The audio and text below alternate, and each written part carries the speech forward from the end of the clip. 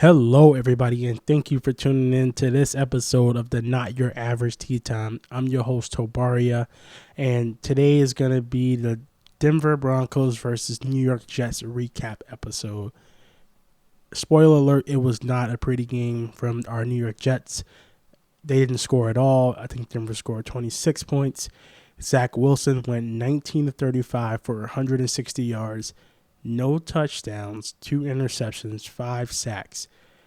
But he averaged 8.4 yards per attempt, so that's pretty good. I guess that's a positivity, and we try to find one from this game.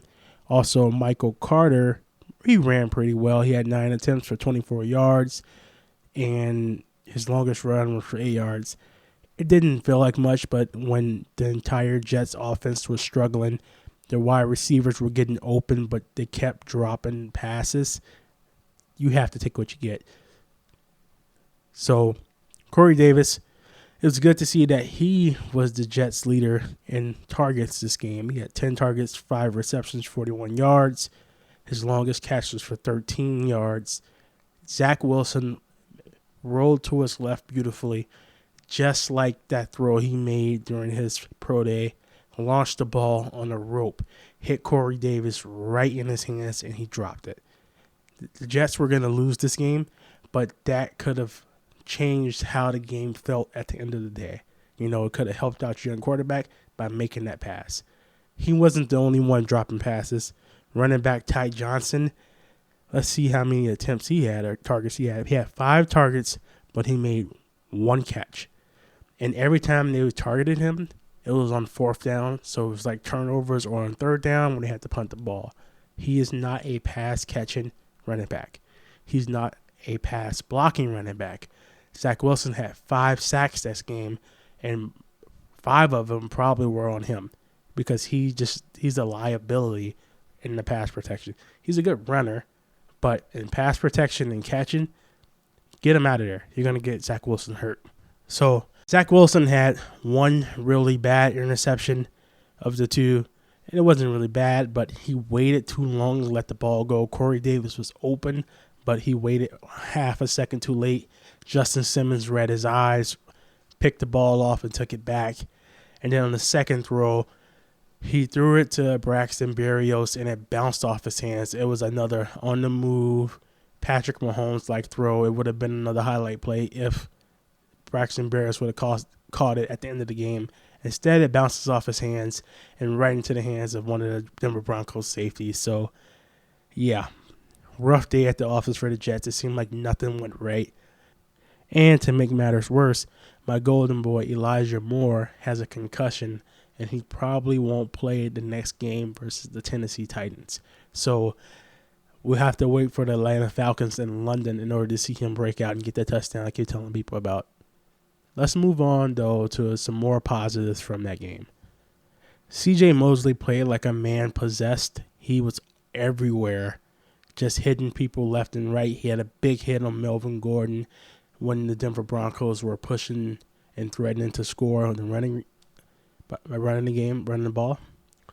So he had a really big hit there. That was good to see. The young cornerbacks also held up pretty well.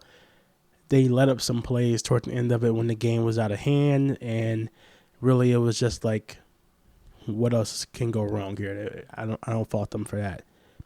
Quinnen Williams came to life and had 1.5 sacks. I really appreciate his leadership because he's like, I don't want to talk about my 1.5 sacks. I want to talk to you guys about what we can do in order to keep improving because we have to get a win. We shouldn't be 0-3. We play better than this. We have more talent than this. So it was good to see him step up and take that leadership role while we had members of the Jets offensive line, mainly the right guard, Greg Van Roten, come out and say Zach Wilson needs to get rid of the ball faster. And he really it feels like he threw his young quarterback under the bus. He's not wrong, but this is your quarterback's 3rd start.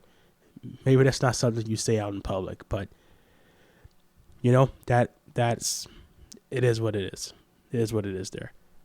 So the Jets lost, and a lot of the rookie quarterbacks struggled this week. Mac Jones threw 3 interceptions in the loss, but nobody lost their mind like what happened when Zach Wilson did it. But that's neither here nor there. But it was also Justin Fields' day. It was his first start in Chicago, and he got sacked 8 or 9 times. Myles Garrett had 4.5 sacks, and he became the franchise leader in sacks just that one game. And I was talking to Christian, the other host of the show, and my brother Travis, and it was like, which was worse, the Jets loss or the Bears loss? And I just got to say, I think the Jets loss was worse than the Bears loss, because the game for the Bears today, it was just one game, right? It was one game. And when I say which one was worse, which was the worst loss, I mean, which was worse for the fans?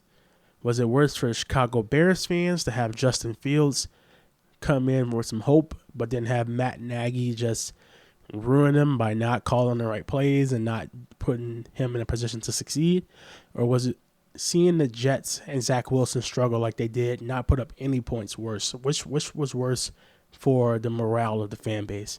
And I got to say that for the Jets, it was worse, because what I saw from the Bears and what I saw from the Jets is what I watched every Jets game for the last 2 years with Adam Gase. And so just 2 years of just sadness, no hope, and then you finally remove him from the equation.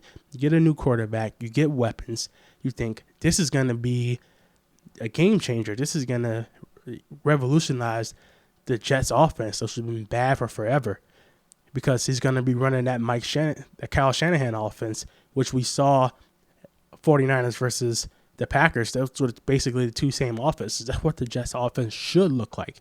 The Jets offense looks nothing like that. The Jets offense looks like a Pop Warner offense, right? So 2 years of Adam Gase, and you get this Pop Warner offense this year. I understand it's 3 games, and it's 3 games against 3 good defenses. But when you've been going through this for 2 years of Adam Gase, 4 years of Todd Bowles, you don't even know who the coach was before that. It's just been so much infertility for so long. It wears on you. It really wears down on you. There's been zero progression. There's been no improvement week to week. We knew the Jets weren't going to go out and win the Super Bowl or maybe even make the playoffs this year. I think they were projected to win 6.5 games, but this feels historically bad. I believe the stat was, in the first half of games, they're being outscored 46-6. 46-6. That just means that they haven't been prepared. They're starting slow. They have no life. They have no energy to come out in these first half of games. But if you want to look for a positive side of it, the second half, they come back, they come out, and they playing with the lights out. Like, they allow 3 points, I think the average is second half. Probably a little bit more than that, but you get the point. So, it's just not been pretty. This offense is averaging 6.6 points a game. Not a quarter, a game. So, you say it's going to get better, it's going to click, but when? You know, if the Titans coming up next, that's going to be a tough game. You have the Falcons, who they're not undefeated anymore. They went to MetLife and beat up on the Giants, so they can score. They play defense. They're professionals. So it's all just kind of frustrating. And it gets worse when you think about the fact that Denzel Mims can't get on the field. He's their second-round pick from last year, and apparently the Jets have so much firepower on offense. They don't, because they can't score at all. They score 6 points a game.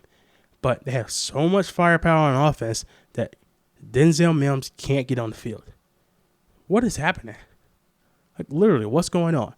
And Greg Van Roten gets beat like a drum every single play. And he has the nerve to stand up there and call out Zach Wilson. Then he called out a fan. A fan was like, took a screenshot of the game, was like, what's this? And he goes, well, the slide protection was right. I was doing my job. The rest of the left side of the line didn't slide over. Even if that is true, you say, I did my job, you just threw your other offensive lineman under the bus. You're just a bad teammate. The Jets have the longest playoff drought of any team in the major 4 leagues. Every year they're rebuilding. Every year there's excuses. Every year they preach patience. We're done with the excuses. We have the patience. We know you're not going to be good this year, but we, the fans, just want to see you get better. That's it. That's all. we're on to Tennessee. Thank you for listening to this episode of the Not Your Average Tea Time. I'm your host, Tabaria. I'll talk to you soon.